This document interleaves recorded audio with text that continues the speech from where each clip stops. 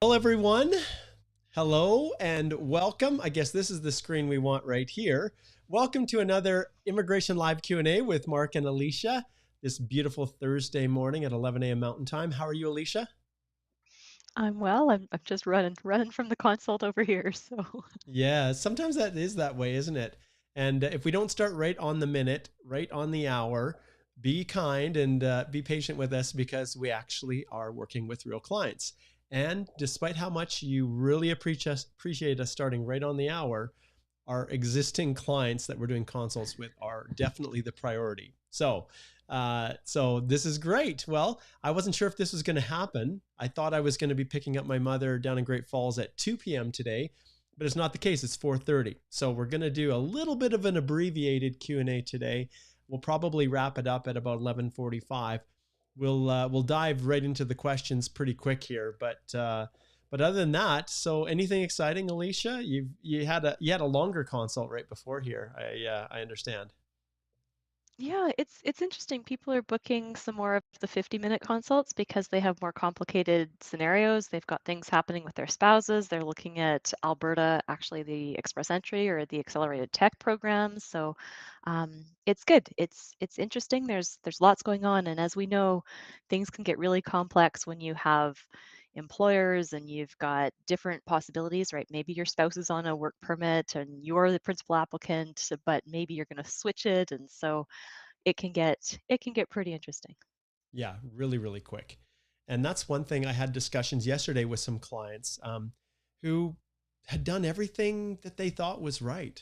They followed all the instructions and they just misinterpreted something, which was a key component to, in their case, the work permit application they were filing. And they got their application refused and they're out of status. And fortunately, they have the 90-day restoration period, but wow, to go back now, try to scramble, get an employer on board to potentially do an LMIA, and they have to stop working. And they explained the process to me, and I could totally see how they would have interpreted things the way they did. But like it or not, immigration is complex, and anyone Yeah, who and says I'm it isn't, yeah, yeah. I'm so glad that this person booked the consult because in this case, they had an employer, they'd been working in India, they went to the US, they were working for that same company, and then the company transferred them to Canada because they've got operations here, and that's all good, and they've been working on an intercompany transfer work permit, but they thought that they could claim arranged employment points. So they put in their profile on their own and they thought they could claim arranged employment points. And guess what? If you're on an employer specific work permit, that's great, but you can't claim the arranged employment points until you have actually completed 1 year of work on that work permit already. And so he was about to go and accept this notification of interest letter from the Alberta government under the PNP program. And I said, stop, don't do it yet because you can't claim arranged employment. You've got to take that off your Express Entry profile. It should all be good in a couple months, and this is going to be, easily savable. But I'm really glad you booked a consult because make sure that you meet that 1 year before you try to claim arranged employment. yeah. And we see that, you guys, time and time again. And often it's not like the situation that Alicia described. Often you guys decide to book the consult when all hope is lost and you have no other alternatives. And then you hope that, maybe we'll have some magical path. And sometimes we do. And in honesty, sometimes we can find something that you hadn't thought of to save the situation. But the reality is, in many cases, we're trying to do damage control and sometimes we just can't fix it. So, Yeah. I think that's the worst part about our practice, isn't it? Yeah, but it turned out well. It's a happy story now because we just need to wait a few months and fix the profile and then hopefully just wait for the next PNP notification of interest. Exactly.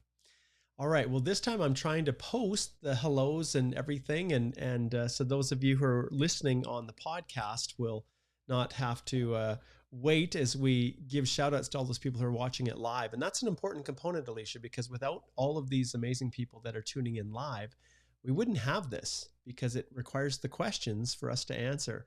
So Shaw here says he's eagerly waiting for spring. Yesterday again we had snow and freezing rain. I know, as I look outside this morning, there was another fresh blanket of snow. I don't know what it was like up in Calgary, Alicia. Same thing. Yep. Yeah, but down here in Lethbridge, now when I look out, it's all gone. So Yep. It's the streets are wet, and that's the one advantage to spring snows. They often don't stick around very long. So shout outs to everybody who's connecting in from all over, and please do post your comments where you're tuning in from, because we like to see that. We'd love to see when we're communicating with people in India and Saudi Arabia and Guatemala and all over the world. It really is cool. And those of you who are like Divine here, Carlos Centeno, hello, good evening, who are watching this in the wee hours of the morning. So thank you so much for connecting in. And remember, guys, seriously, Eric says, nice haircut, Mark. Wow, you guys really pay attention here. Yes, I actually got my haircut this morning. It was getting a little shaggy, and I'm not a shaggy haircutter guy. So yes, so Eric's tuning in from Saudi Arabia. All right, so we've got a lot of people that are now connected in, and it's good to see everybody. Ralph, it's good to see you as well. And all right, so and those of you who are connecting on LinkedIn, I want to give you a shout out, like Marianne Go here. She said, sorry, got disconnecting. How do you answer to clients that file is taking so long due to COVID process? Oh my goodness. Why don't we start with that one, Alicia?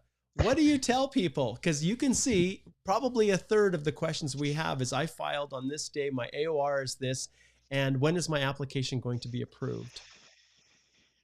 And it's going to get approved when it gets processed through the cogs and wheels of the giant administrative machine. And we're all in the same boat, and everybody's frustrated. And all we can do is breathe and do our best to try to figure out, if status is expiring, what can we do to be proactive? But otherwise, it's hurry up and wait.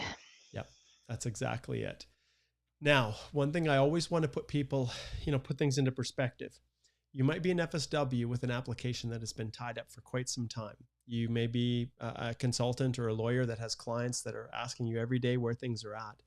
Well, the reality is it was December 23rd, I think, of 2020 when the last Outland, no program specified express entry draw was. And many of those people will never have an opportunity to immigrate because they've had birthdays, it's become so competitive. And those of you who are in, I always like to look on the positive. And although there's so much negative to be said, the reality is you're in the system and you have a legitimate opportunity to become a permanent resident, provided you did things correctly. But there are many people that are not in that situation and would be willing to do anything, wait 3 years, 4 years, maybe even, to have that opportunity for PR if it's no longer there. So we're not making light of anyone's, the harm that the processing times have caused and the challenges with maybe quitting jobs or rearranging your life or even delaying family because you're waiting to come to Canada. We don't make light of that at all, but we see so many people who have lost their opportunity, who don't have that chance, at least right now. And so I always like to try to focus on the positives, the things that we can be, because it doesn't do any good to complain and to just focus on the negatives, recognizing that it is a challenge for sure. So, all right. Okay. Let's see what we've got here for the next question. This one's a little one different. It says, hi, can I expect a work visa earlier of my joining date? If my joining date is on May 1st, but I applied on March 1st, will my visa come before my joining date? Please tell. I'm not sure. Do they mean like the start date of employment maybe? And can the work permit Maybe. be issued before then? I'm not quite sure, Alicia, if what, maybe this was not the most ideal one to pull up, but I'm not sure if you can make any sense of that one. This is sometimes the challenge we face, you guys, when we have consults and limited characters, comments with limited characters. Yeah. So it might be that, they applied on March 1st, but for some reason, because they only started working on May 1st, like it depends if you're claiming that 1 year, right? Is this Canadian work? Is this foreign work? Or are you just looking, like, is this for express entry? Or maybe you're just looking for a work permit and you're trying to qualify for that work permit. And sometimes people run into the issue of, they've submitted their application for the work permit overseas and they have a start date on their employment letter. And sometimes, if that start date is forward dated quite a ways, it's sometimes hard to come to be able to prove when you get to the border that my job is actually, starting soon, but please have me approved earlier. I don't know, maybe that's Yeah. what's going on here. Yeah, I think we're both just a little bit confused on that one. Tourism here. All right, let's jump to Ostanar. He says, "Hi, Mark and Alicia. I'm Ukrainian. I have a postgrad work permit that will be expiring in September of 2023, so next year. If I apply to extend the open work permit, will I lose my existing postgrad and will receive new one, or I can get open work permit from 2023?" So I think what they're asking is, should I switch to this to the Hmm. the new programs, and one of those obviously is, let's make sure I got the right one I'm sharing here, is the Canada Ukraine authorization for emergency travel, which those of you who are not aware of it, you can search for this, the Canadian Immigration Institute. This is a completely free course that walks you through the whole process. By and large, this is directed to people that are outside Canada, or family that are assisting them, and so that's an option for you. But in this situation, Alicia, what would you recommend to Ostanar? Yeah, I mean, I guess the question is how long is this CUAT program going to still be open, right? And we're not sure. They have said that people would be able to extend it. But I guess we don't know how long they're actually going to keep it into place. And hopefully it'll be at least until September 2023. But I guess there's no actual assurance from the government when this program's going to end. Um, I guess we know that the individuals that are issued the work permits, they are going to be issued for up to 3 years. So how that impacts people that are already in Canada on existing work permits, and if they attempt to transition through that route, we know that there's options for people from within Canada, to yeah, extend, because of the yeah, situation. Um, yeah, but it's, yeah, there's a lot of uncertainty here, Austin. There, a lot of uncertainty, and it's hard to yeah. predict what will happen. Mhm. Yeah, because you could try to apply because the postgrad work permit is an open work permit. So you can't use it for arranged employment points, but Mhm.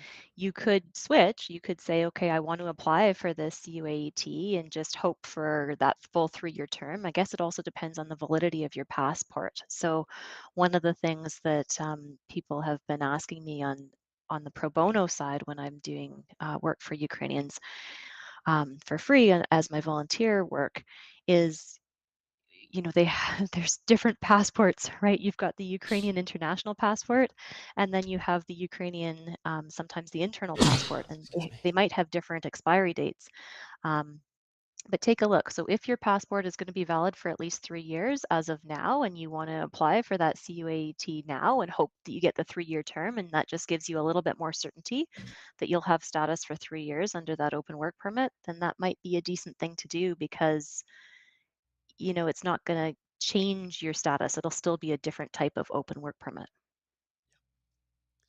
All right. Okay. And I'll answer. We'll pull up one of these from the Express Entry Law Private Facebook group. That's why it's a generic Facebook user.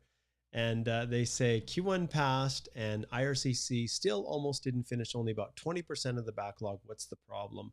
We'll address it once here, you guys, and then we'll move on because we've talked about this a lot. So what's the holdup, Alicia? What are all the factors at play here with why things are taking so long? Yeah. So one of the factors at play is that they actually are processing spousals. So they are getting the spousals down to about a 12-month processing time. So that's some good news. So some of the categories are getting down to hopefully what they want the processing times to be or what they historically were before the pandemic. So spousals, great, fantastic. That's good news. But for some of the economic applications, maybe they haven't chipped away at that backlog in a purely linear fashion, right? So maybe they're doing some applications, then they're turning their Mhm. mind to other Yeah. ones. The other thing, of course, is the Ukraine crisis, and that has um, taken quite a bit of resources in terms of deploying people and new programs and what's going on with the biometric centers and all sorts of things. So there's that happening as well, but they are processing, right? They are still chipping away at that backlog. They're still working people through the process. They're still following up on those applications and they are getting finalized. People are getting their COPRs.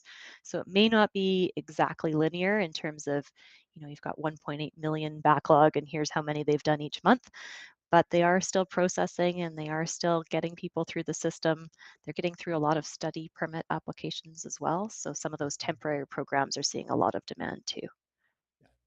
And there's only so many resources to go around, and the government prioritizes which ones they see as being the most important in the circumstances. And so absolutely lots of factors. Okay, this one, we'll pull it up. It's a super. So here we go. He says, hey guys, when we receive biometric request and background check is changed to in progress and in progress instead of in process, does it mean the application is heading to the right direction? Is the end soon?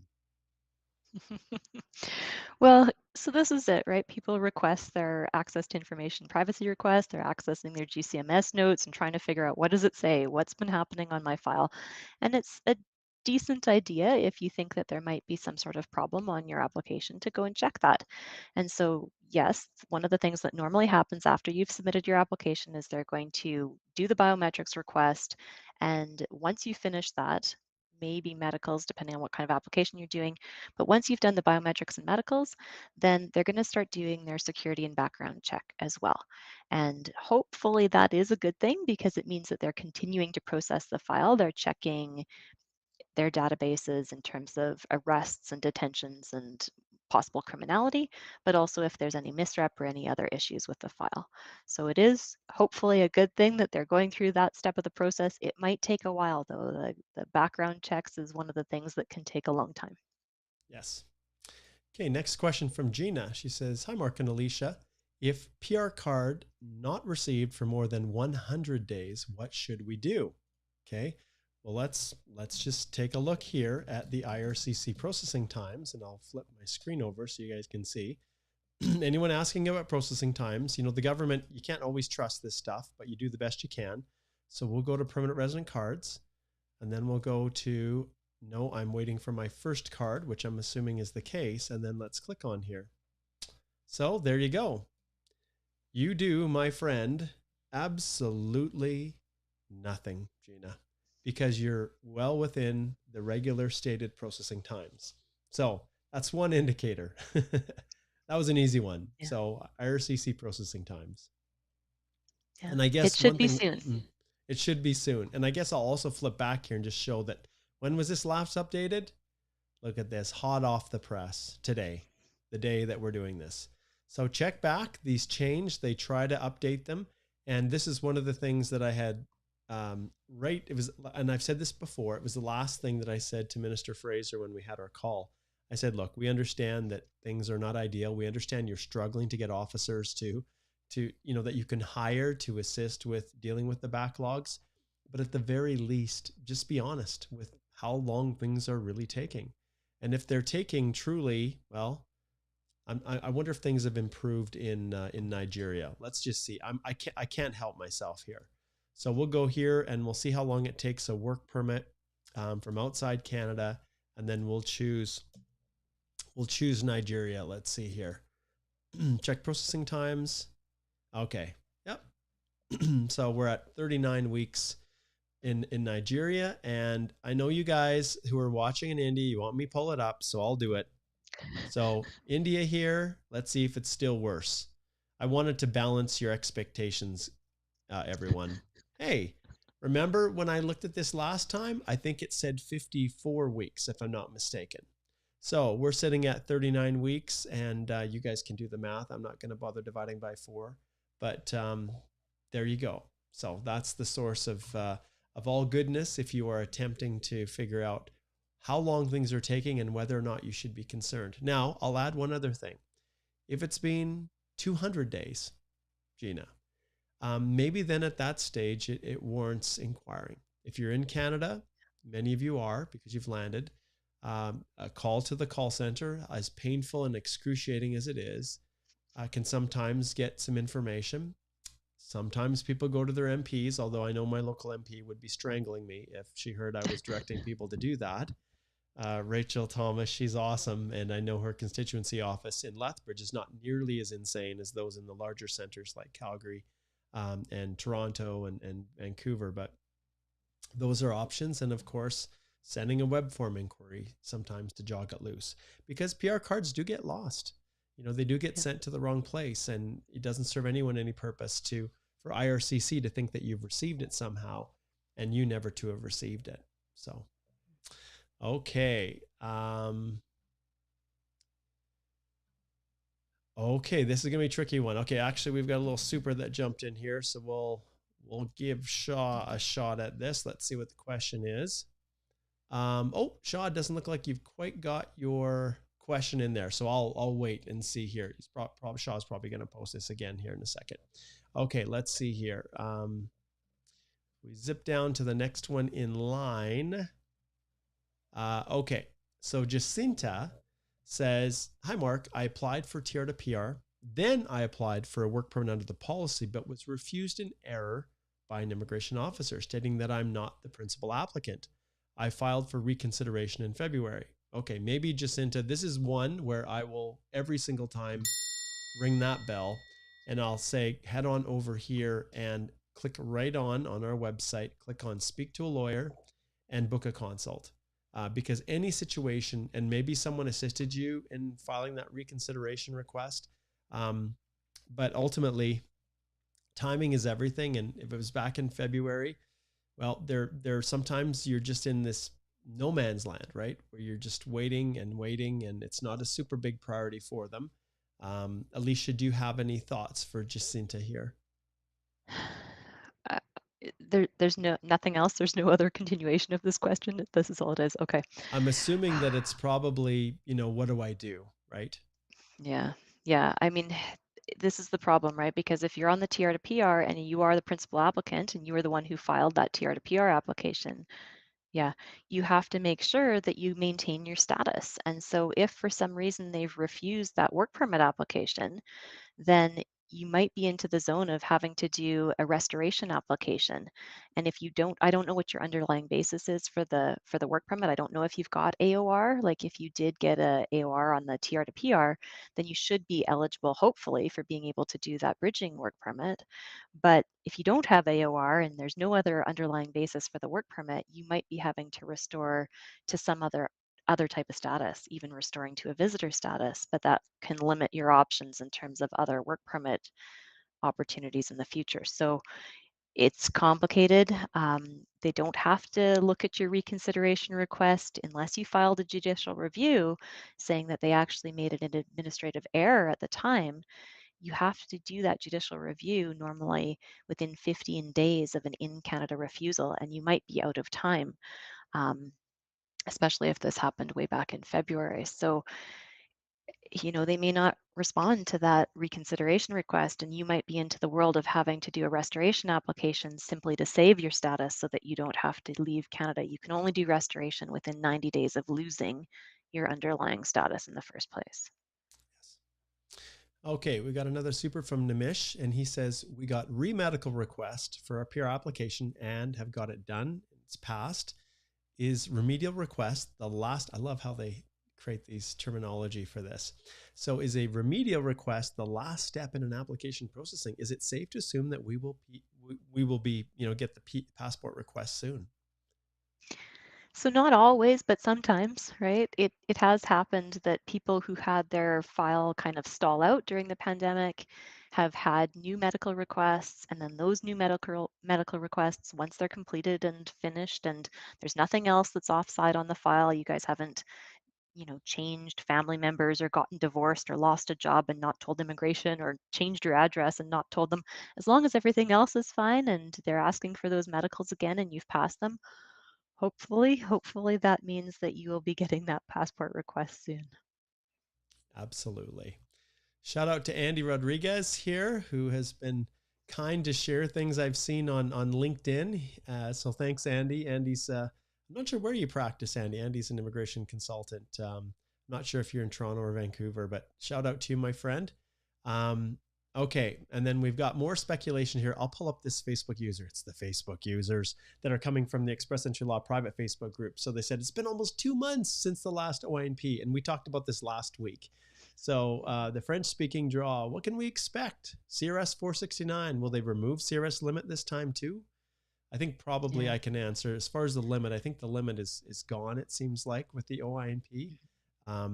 People, when they have to artificially try to suppress their CRS score to get into that slot draw, I think that's not what the OINP intended. So I suspect it's going to probably, you won't see too much of that. It's always possible, but your thoughts on Yeah. this one, Alicia? And we did look at it. We looked at it last week. We went through historically when the OINP program specific draws were for the French stream. We kind of looked historically to see when they were, and it was kind of every 3-ish months or so. Sometimes it was 2 months, sometimes it was 4 months. And I'm helping somebody right now with an OINP French speaking stream, and we've got to get it filed right away. So, they're still processing them, they're still doing draws under them, but we're not exactly sure when the next draw will be. They did the last draw in February. Awesome. Okay, here's one that requires a little teaching. So Eric says FSW requires 1 year of continuous work, but still allows a combination of more than one job. So what does continuous mean? What if there's a 10-day gap between the two jobs? So we've got an element here of how express entry works and the two different stages. So maybe you can touch on that one and do a little teaching here. Yeah. So when you're looking at the federal skilled worker, it's really important to take a look at what you're using as your qualifying work experience and what you're using as your primary knock. And so there's a minimum requirement, minimum eligibility requirement that you have at least 1 year continuous work in one knock. So you've got to claim one that's going to be a knock A, B, or O. And you have to be able to prove, perfect. So Mark's drawing up the express entry minimum requirements. There you go, skilled work experience. So skilled work experience, you've worked in one of these jobs, level A, level B, or 0 or O. And that you have met two things, the lead statement. So that's the overall description. A lot of people don't know where the lead statement is, I find, Mark. And I always have to go to the knock and say, pull up a knock, maybe the 2172. Sure. Okay. Um, so yeah, recently I've been talking a lot with data administrators or software development people. Mm-hmm. So here we go.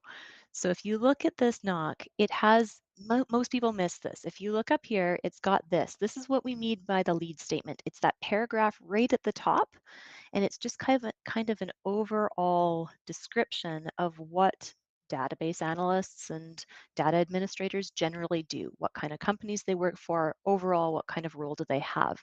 Speak to that. Make sure that you have in your letters of employment something that goes over what kind of company, what kind of job you do within that company.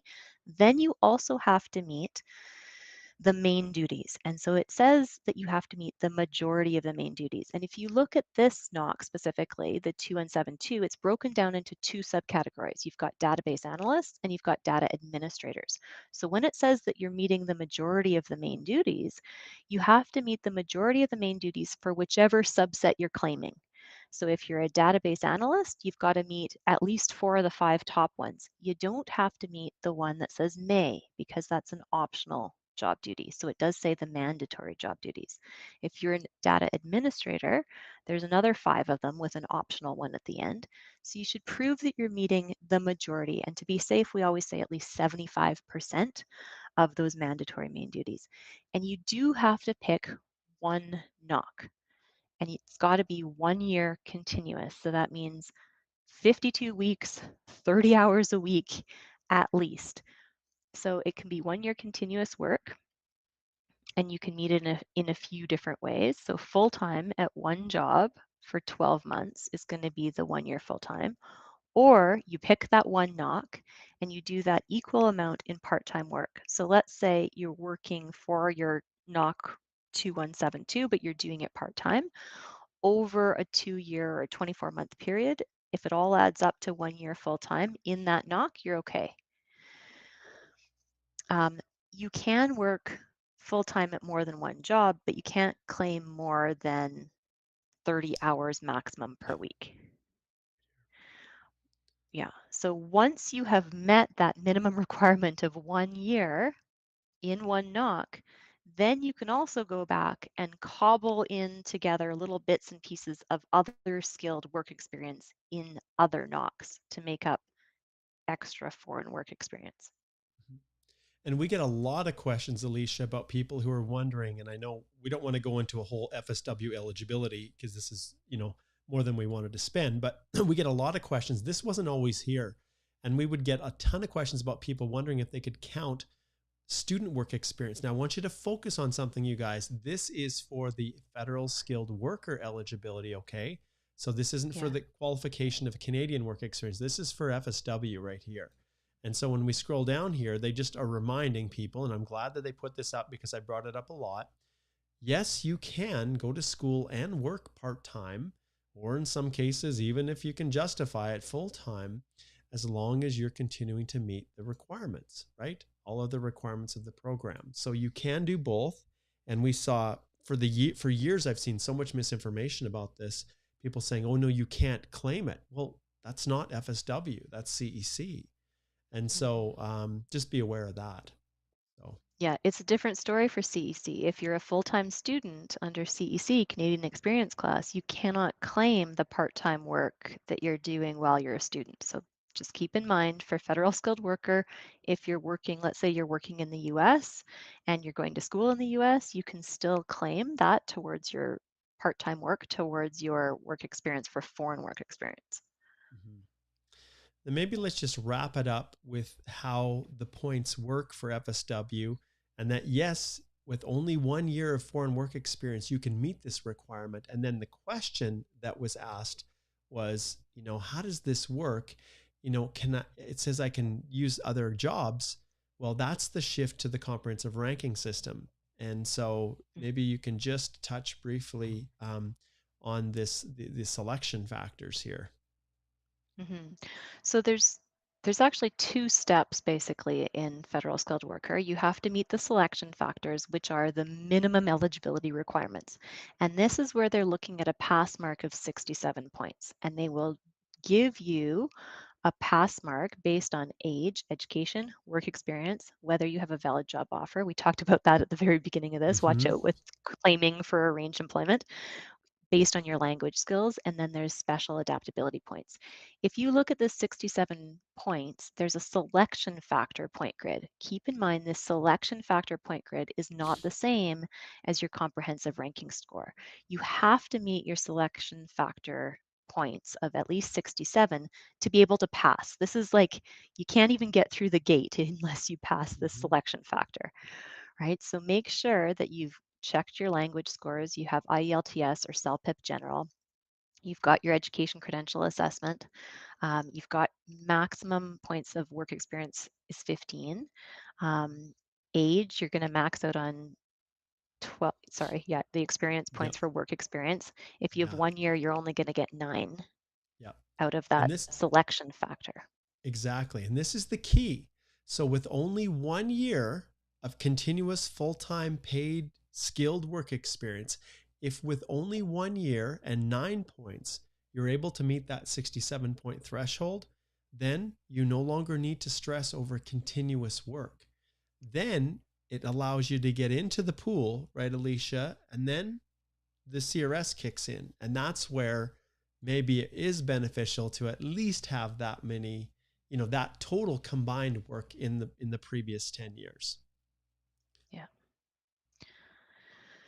So just make sure that you meet the selection factor minimum eligibility of 67 on the selection grid, and then you're going to start looking at the CRS calculator tool. Yeah. So then it shifts. All right. Well, wow. We went to town on that question. So Eric, you got major benefit from there. So we're we're happy to clarify that. Many people don't understand, and it's been a while. I'll be honest, Alicia. In the early days of Express Entry, I hammered on this stuff, but I have not talked about it at length. So it was a good opportunity to do that. So thank you, Eric. Okay, we have a celebration here. And I've got some animations that I'm going to pull in for next week to really have some big celebrations for people that got their permanent residence. So Aurora, congratulations. Very, very cool. Okay, we've got Roy McPherson here. He says, hey guys, I got Form A to submit. So we got a request and reached out to your team and I'm excited. Awesome. Great, Roy. We're happy to help you with that. And, I don't know how many times for you, Alicia, but when I've had people that have reached out and said, hey, I've got this request, and sometimes they're aware of something. They think, oh, I think I made a mistake when they're filling out the Schedule A. I can't tell you how many times I've said, look, maybe it's worth it for us just to go through things again and make sure that there isn't something else that you're missing, because a Schedule A request could just be the normal course of things. It may be that it's just they need an update on what you're doing and where you're living and your travel history. Maybe, well, the travel history isn't in the Schedule A; it's in the additional travel form. But I can't tell you how many times I've gone back and seen other issues, and so we proactively use this as an opportunity to correct them, especially prior visa refusals and things like that. Because sometimes they send these, and it's a little bait question to get people to misrep again, and then they hammer them. So Yeah. we're super excited when people like Roy reach out and book a consult, because we can then, there's a retention process for us to actually go back and review everything. We can't do that in the consult, but boy, I can't tell you how many times, Alicia, I found things and we've been able to save applications. Yeah. Okay, let's jump in here to another LinkedIn. So this is Krishan. He says, Namaste. It is great to see you both. Spouse added post AOR, express entry FSW, was asked for the 0008 for me and my spouse. Do we submit two 008 forms? That's a strange question, actually. I don't know, like the Schedule A background declaration. But I haven't seen too many times that they've asked for a generic for the accompanying spouse. So it could be an error, Krishan, but I just give them whatever they ask for if they Yeah, want give them it. one for you, give them one for your spouse. Make sure that you filled it out completely correctly. Yes. Okay, here we go. I think we've got Shaw here. So by mistake, I posted separately question. Okay, I think, I'm not sure, Shaw, maybe you can repost your question. He's yeah, he was because I'm not sure what it was. I can't find it. So it might have been somewhere else. So Shaw, he had yeah, he had done a super, and so Shaw, repost it and I'll search for it, my friend. Okay, Rashid says, my dependent son has changed his name and got a passport with the new name. I tried to inform IRCC via web form, but no response. How do medicals with the new name?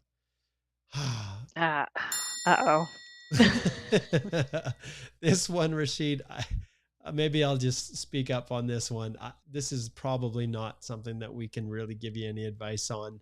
This is really unusual. We don't see this a lot. I don't know if you have anything off the top of your head, Alicia, but I ring the bell and say slide over here and book a consult is probably the best so we can decipher it. So one thing I will say on names in general is that everything tracks to what's on your passport. So if the name on your passport or your son's passport is not the name that they now have, if they've gone and formally legally changed their name in their country of origin, and if it's different than the name on their birth certificate, then there needs to be a really solid explanation for what happened. How is this the same person? What's the formal legalization of that change of name? There are some forms, depending on the type of application, that immigration actually has to prove that, like especially for dependent children, if you're doing adoption or sponsorship applications. Um, so it can get quite complex because immigration needs to make sure that they're IDing the right person. And if you've already started the process with a different name and the medicals are under the other name, that's coded internally in all of immigration systems as your son having a different name. And so all that's got to catch up with the file for them to be able to say, okay, wait, this person with this birthday who lives at this place and has these parents is actually the same person, right? So just make sure you've got everything really well documented in the letter of explanation. And I would probably need to get more details to figure out when things were done. Yeah. And this happens at times in the context of a spousal sponsorship, right? A spouse that's being sponsored will change name, but maybe they don't get a new passport. And then in those circumstances, sometimes we're not too terribly fussed about it. We keep the name that's in the passport.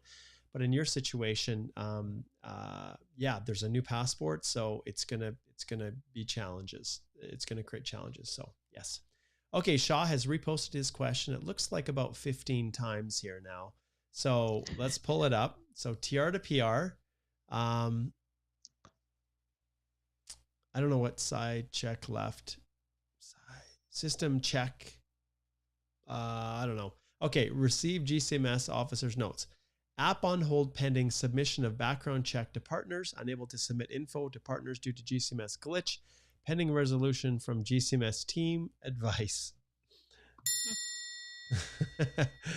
So this obviously is something internal. Yes, yes, security. Ultimately, this is a problem that sometimes Canada has. Now, this is an issue internally that they're communicating with one another. So it's not something that you've done. It looks to me like they're just struggling with, when they say partners, partners is probably the other country that they're trying to get the information from. And there's probably some internal connection, automated connection or something that allows them to submit requests. And many countries do that. They share that information upon request. Canada has our main partners, Canada, US, Australia, New Zealand, where they have agreements in place for sharing information. And it could be that that's one of the partners. I don't know, Shaw, where you've been from, but ultimately this isn't something that you can stress about, because at the end of the day, yeah, you're getting a snapshot of probably what was happening a couple months ago, and whether or not this is resolved now. It may be. And you say, can I ask another GCMS? Sure, you can, and see if it's been resolved. But there's not much really for you to do in these situations. Just be patient. Yeah. I don't know if you have I guess any additional.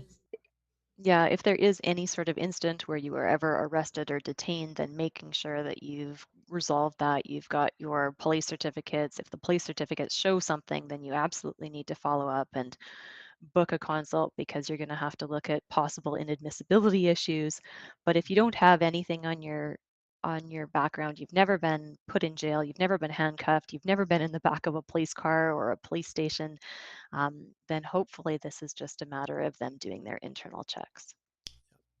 I'll toss this one out here. Amir asks a question that's a very good question.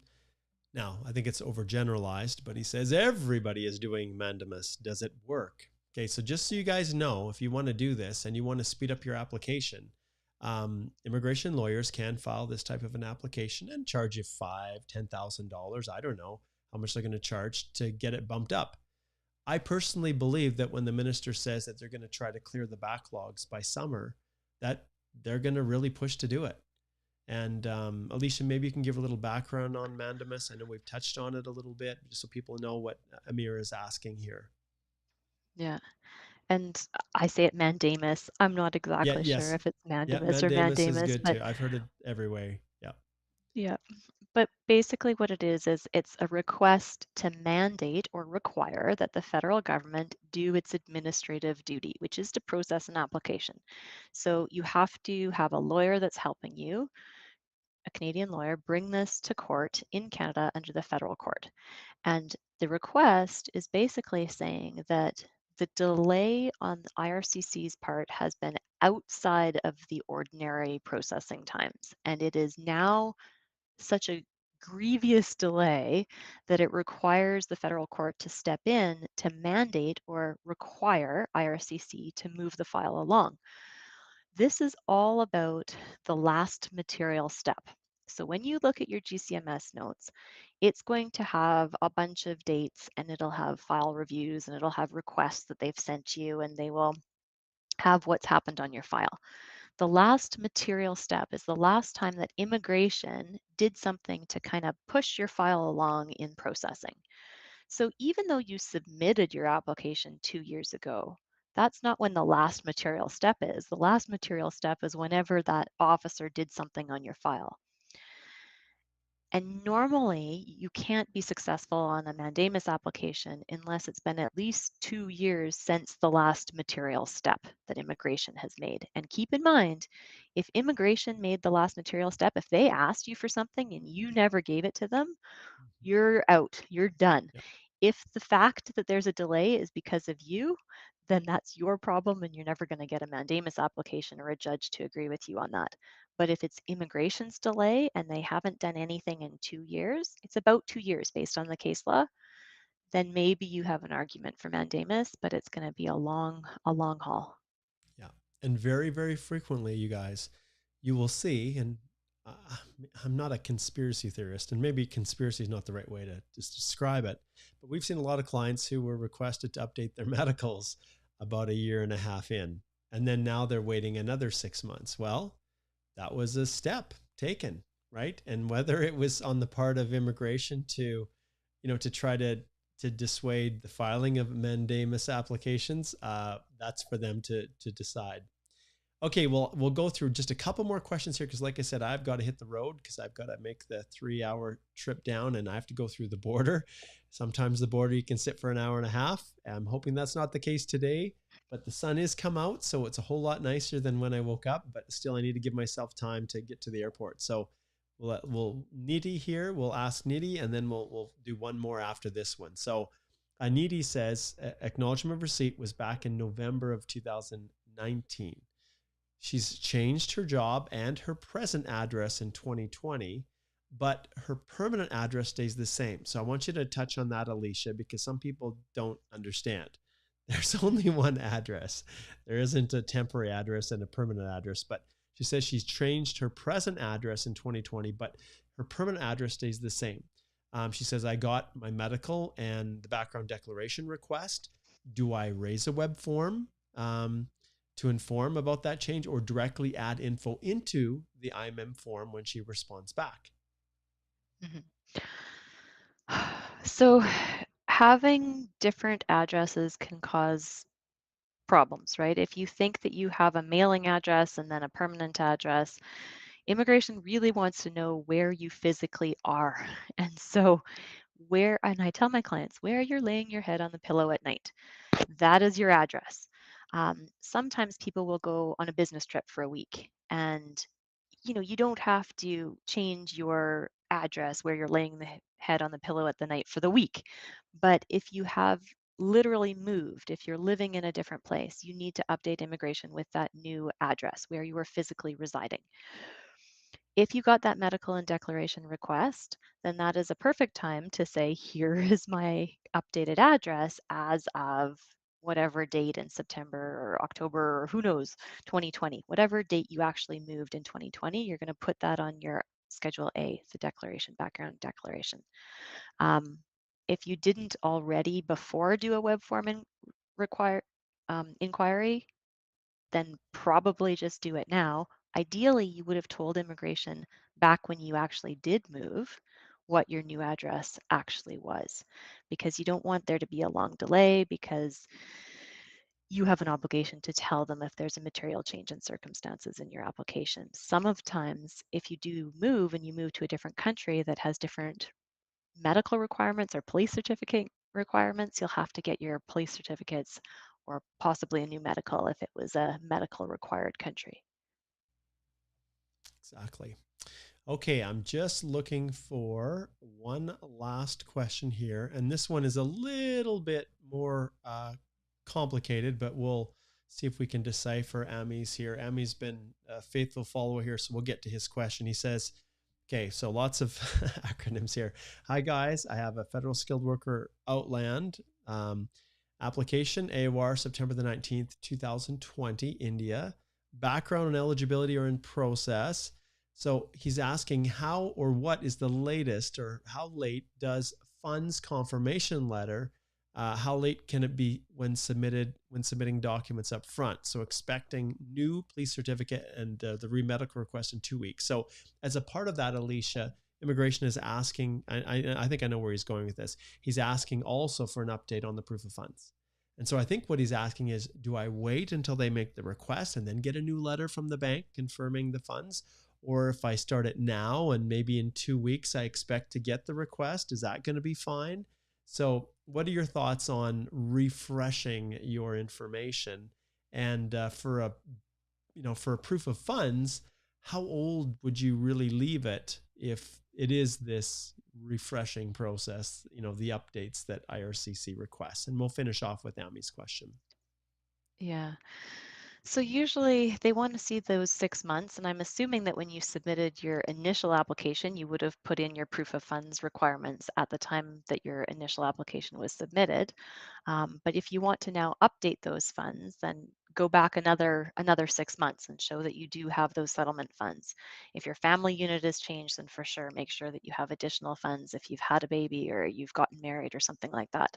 Um, but basically, you can put in that additional proof of funds now, I guess, if you're not sure when you're going to get that new medical and PCC request. Um, 2 weeks, though, I mean, it's if you can do it all in 2 weeks, then I don't I don't think the 2 weeks is going to make a big difference, really. No, I don't think so personally either. Sometimes we will get clients that will reach out and say, should I preempt it? So I think that I'm going to get this request. Should I go get my police certificates, redo my medical? And in some cases now, Alicia, if it's people that are living outside of Canada, I do. I do request, I recommend go ahead and do it because it's highly likely they're going to ask you. And if it's all there before they even have to ask for it, then it will result in your application going quicker. Now, IRCC doesn't necessarily like that because they want to dictate the terms of what they're requesting and what they're not. And they don't like creating more work for their panel physicians overseas if they ultimately are not going to require it. But yeah. And um, so that's it, Amy. There you go, my friend. All right. Well, let's wrap it up there, Alicia. And we want to extend a thanks to everybody who has contributed with questions. I do want to give a couple little updates and just let people know once again that the Canada Ukraine authorization for emergency travel, this free course that we have, you can access it from behind the wall in our Canadian Immigration Institute. But we are just about ready to release all of the individual courses, all of the lessons on YouTube. And so stay tuned for that. It will make it easier to share. And yeah, so watch for that. And then, as we indicated before, when it comes to getting free help, our firm and many other firms are volunteering time to assist people with, and you can see this list is growing and growing and growing. It's larger than I last looked at it. And so often these lawyers are kind of the point person for their firm, but many, or if not all, the lawyers in the firm are also helping with the work. But Alicia's been doing some really wonderful things, and we sure appreciate the way she's led out with this initiative and with the CBA for hosting and trying to facilitate this. So you can just click get free help there. And then within the courses that we offer, you'll see that we are currently right in the midst of our spousal sponsorship course, and that will be coming to an end here on Friday. And then I'm optimistic, you guys. I'm relaunching the Express Entry course in April. And we know, if we flip back here, I kind of bypassed it. We just had another PNP draw. So, there were 919 nominations issued. But I personally am optimistic. And the minister, we talked about this in my live yesterday, Alicia, but the minister said that they were going to resume draws in the spring. And I've never, ever considered June to be spring in Canada. And in fact, we tried this Technically, last it week. is. Yeah, Technically, technically. it is up until like the 20th or the Come on, 21st, right? stop putting, okay, you're raining. Although the rain isn't bad because, see, Alicia, I figured this out. April showers bring May flowers. That's So, right. not June flowers, May flowers. So, I'm going to go out on a limb and I'm going to say that this course is going to be a celebration with an FSW that's been extended. That's what I'm going to go with. And Alicia, she's looking probably at maybe December, so you know so if you guys need any help, don't hesitate to reach out. Thanks so much for tuning in. And it's really cool to see this going everywhere: YouTube, Facebook, LinkedIn, and all over creation. So thanks so much and Facebook. Yeah, I think I said that. All right. Well, we'll wrap this up. Thanks, everybody. Thanks, Alicia. Thanks. See you next Drive week. safe, Mark.